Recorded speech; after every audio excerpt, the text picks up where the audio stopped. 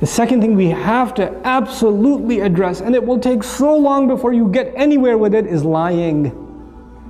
Lying, man. Kids lie. And they will convince themselves that they didn't. They will, I didn't say that, I didn't say it, I never said that. I swear, you said it to me. I was there. I didn't. I recorded it. Here's the video. I didn't say it. I swear I didn't. They'll watch the video and say I didn't do it. They did not. You know why that happens? It happens because the first time they lied, and they actually admitted that they lied. Oh, ho, ho, ho, ho, ho, ho, ka'annahu yawmul qiyamati. Like, you lied in my house? So now, first you said, please tell me the truth. What did you actually say? And they finally said it, and then you came down with the axe.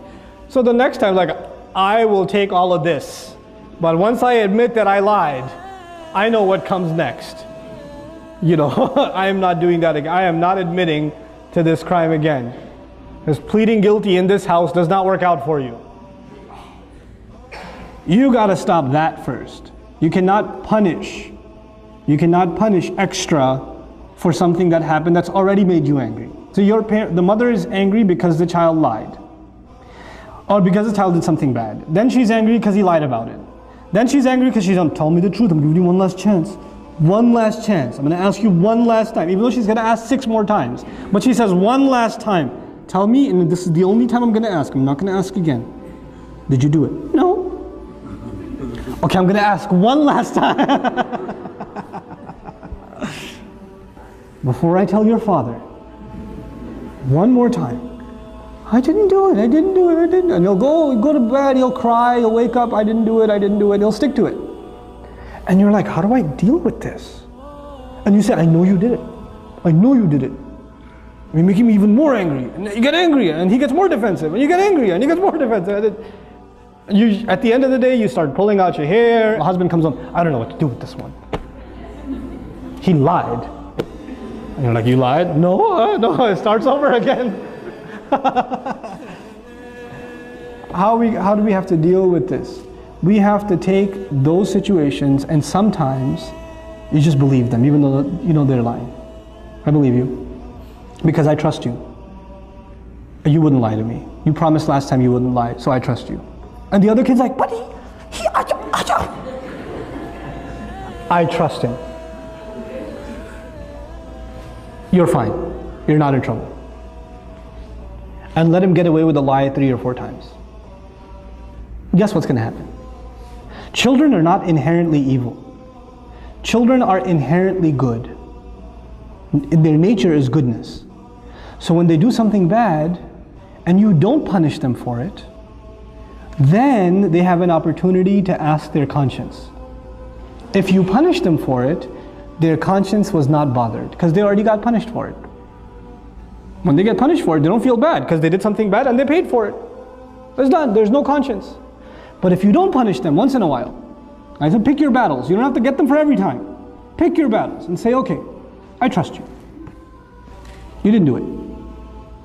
I know she must have got it wrong. She must not have remembered properly. When you slapped her, she must have been sleeping and imagining it. The mark on her face, I don't know, is red coloring. I don't know what it is. Doesn't even look like your hand. Looks more like a foot. You know, so it's okay. You're not in trouble. You know what that does over time? Mama, I want to tell you something. I did do it. And then you come and you console and you say, it's okay. It's okay. I still trust you. I still trust you. And what you've done is you've taken the child away from being defensive. But it takes a little bit of long-term thinking to be able to do that. You won't be able to do that the first time. Like first, it's very hard to forgive those kinds of things, right? Especially if they hurt another child. If they wrong somebody else, it's hard. And you have to take that other child and take them to a corner and say, Beta, I know, I trust you too. I'm not angry at you either. And I know they did something wrong. But you don't have to be happy if they get punished. That's the other thing. One child gets happiness only when the other one gets punished. And they get so used to Abba. She pulled my ear the other day. They just came back from Scotland, my family. And when the little one came to me and said, you know, Api, she pulled my ear one day. I was like, when? I don't know. One of the yesterdays. I was like, what do you want me to do? He goes, punish her. I was like, will that make you happy?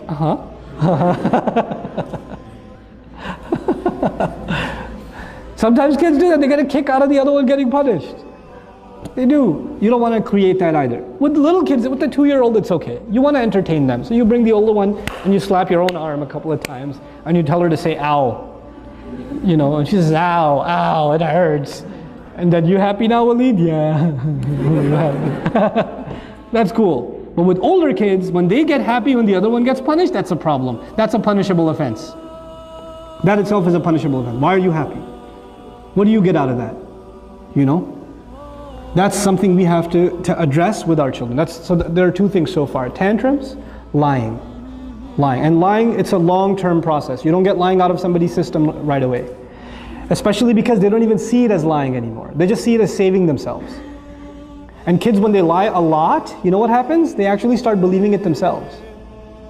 They become better than any actor you have ever seen. They take on the role, boy. They will own it. And so you become extremely dumbfounded. Where do you even begin? Well, begin by not tackling it. Begin by disarming, taking the fear away.